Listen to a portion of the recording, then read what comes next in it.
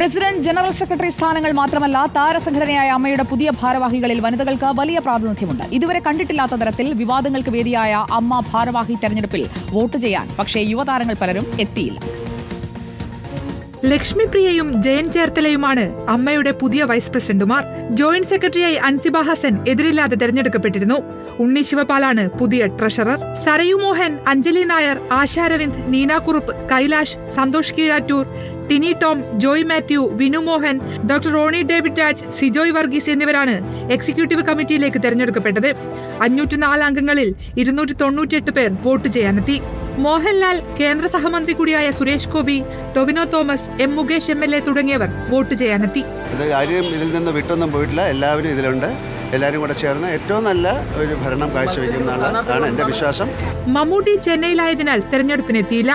ഫഹദ് ഫാസിൽ, പൃഥ്വിരാജ്, ദുൽഖർ സൽമാൻ, നിവിൻ പോളി, ആസിഫ് അലി തുടങ്ങിയ യുവതാരങ്ങളും വോട്ടെടുപ്പിന് വന്നില്ല. റിപ്പോർട്ടർ, കൊച്ചി.